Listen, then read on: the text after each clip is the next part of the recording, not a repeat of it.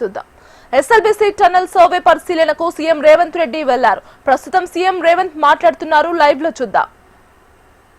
కూర్చొని వాదించి ఈ ఎస్ఎల్బీసీ టన్నల్ 1 టన్నల్ 2 వీటన్నిటిని కూడా మంజూరు చేయించుకోవడం జరిగింది. టన్నల్ 1 దాదాపుగా 42-43 కిలోమీటర్లు, టన్నల్ 2 8 నుంచి 9 కిలోమీటర్లు. దీనికి సంబంధించిన రిజర్వాయర్లు వీటన్నిటిని కూడా 2004లో మంజూరు చేసి 2005లో టెండర్లు పిలిచిండ్రు. ఆనాడు ఈ పని విలువ 2000 కోట్ల రూపాయలు, 1968 కోట్ల రూపాయల మంజూరుతో టెండర్లు ఇవ్వడం జరిగింది. ఆనాడు మొదలైన పనులు. ఆ రోజు ఇది టైగర్ రిజర్వ్ ఫారెస్టు, ఇది చాలా జాగ్రత్తలు తీసుకోవాలి పర్యావరణ విషయంలో. అదేవిధంగా ఈ ప్రాంతంలో ఉండే పులులను సంరక్షించడానికి ఎలాంటి వాటికి ఇబ్బంది జరగకుండా అత్యంత అధునాతనమైన సాంకేతిక పరిజ్ఞానంతో టన్నెల్ని పూర్తి చేయాలని ఆనాటి ప్రభుత్వం నిర్ణయం తీసుకుంది. టన్నెల్ బోర్ మిషన్ అనేది ఆనాటికి ప్రపంచంలోనే అత్యంత నాణ్యమైన, ప్రపంచంలోనే మొదటిసారి ఈ ఎక్స్పెరిమెంట్ ఇండియాలో చేయడం జరిగింది. టన్నెల్ బోర్ మిషన్ తోటి ఈ టన్నెల్స్ నిర్మించడం అనేది భారతదేశంలో మొట్టమొదటిసారి తెలంగాణలో ఎస్ఎల్బీసీ టన్నెల్ కోసం తీసుకురావడం జరిగింది. ఈ టన్నెల్ బోరింగ్ మిషన్ కూడా అమెరికా నుంచి ఇంపోర్ట్ చేసి దానికి సంబంధించి ఆ సంస్థ కూడా చాలా ప్రయత్నాలు చేసి ఒక అత్యధిక ఆధునికత సాంకేతిక నైపుణ్యంతో ఈ ప్రాజెక్టును చేసి ఈ నల్లమల ఫారెస్ట్ కానీ ఇక్కడ ఉండే పులులకు కానీ ఎలాంటి ఇబ్బంది జరగకుండా పనులు ప్రారంభించారు. 5 సంవత్సరాల తర్వాత రాజశేఖర రెడ్డి గారు మరణించడం, ఆ తర్వాత పనులలో కొంత జాప్యం రావడం, పనులు చేసే క్రమంలో ఇక్కడ కొన్ని ఇబ్బందులు రావడం, చివరికి తెలంగాణ రాష్ట్రం వచ్చేటప్పటికి దాదాపుగా 30 కిలోమీటర్ల టన్నెల్ పూర్తి కావడం జరిగింది. ఇంకా మిగిలిన 10-11 కిలోమీటర్ల టన్నెల్ని ఒక 2-3 కిలోమీటర్లు తెలంగాణ రాష్ట్ర ప్రభుత్వం చేసి గాలి కొదిలేసింది.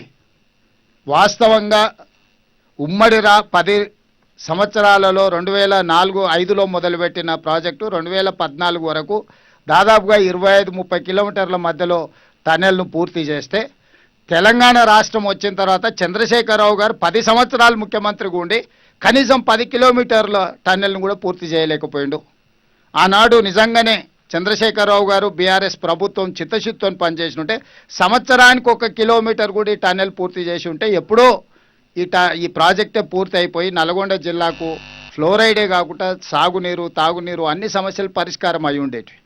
కానీ రాజకీయ దురుద్దేశంతో ఈ ప్రాజెక్టు పూర్తి చేస్తే కాంగ్రెస్ పార్టీకి పేరు వస్తుంది, నాకు పేరు రాకపోను కమిషన్లు కూడా రావడం లేదు అని చెప్పి హరీష్ రావు గారు, చంద్రశేఖరరావు గారు ఈ ప్రాజెక్టును పూర్తిగా పక్కన పడేసిండు. దాంతో తీరని అన్యాయం జరిగింది.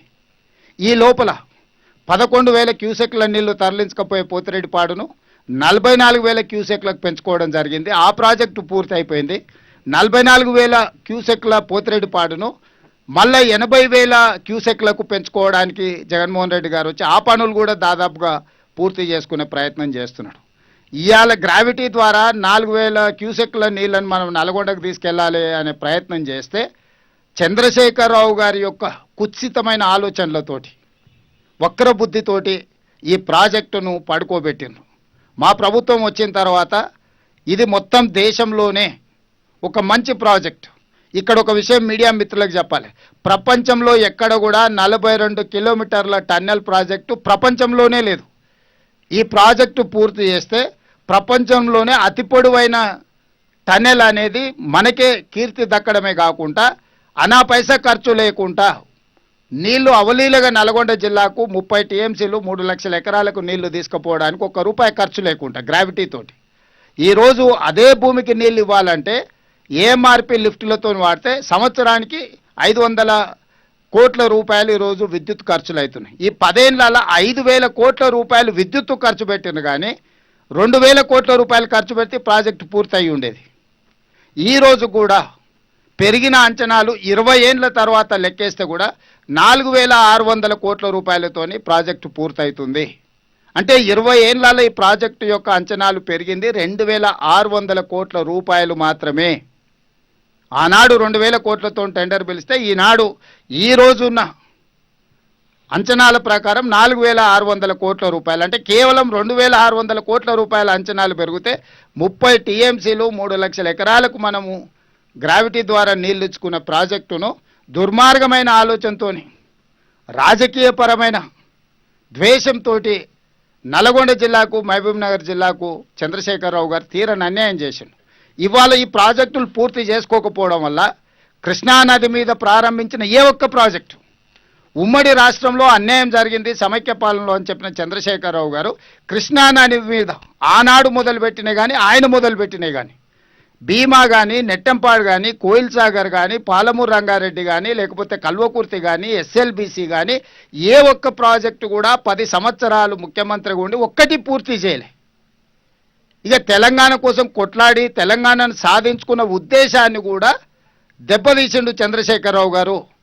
వారు 10 సంవత్సరాల ఖర్చు పెట్టినంత సాగునీటి ప్రాజెక్టు కాంట్రాక్టర్లకు చెల్లించిందంటే 1,86,000 కోట్ల రూపాయలు చంద్రశేఖరరావు గారు 10 ఏళ్లలో కేవలం సాగునీటి ప్రాజెక్టుల కాంట్రాక్టర్లకు చెల్లించిండు. ఆ 1,86,000 కోట్ల రూపాయలలో 1,03,000 కోట్లు కాళేశ్వరం కాంట్రాక్టర్లకే చెల్లించిండు. ఇట్లా తెలంగాణలో 2 లక్షల కోట్లు కేవలం, నేను ఆర్ఎండ్బి పంచాయతీరాజ్ ఇతర టెండర్ల గురించి చెప్తాను, కేవలం సాగునీటి ప్రాజెక్టుల టెండర్ల గురించి, వారి కాంట్రాక్టర్లకు ఇచ్చిన బిల్లుల గురించి నేను చెప్తున్నా. ఇంత ఖర్చు పెట్టినా తెలంగాణ వచ్చిన తర్వాత ఏ ఒక్క ప్రాజెక్టు కూడా 100% మనం పూర్తి చేసుకోలేదు.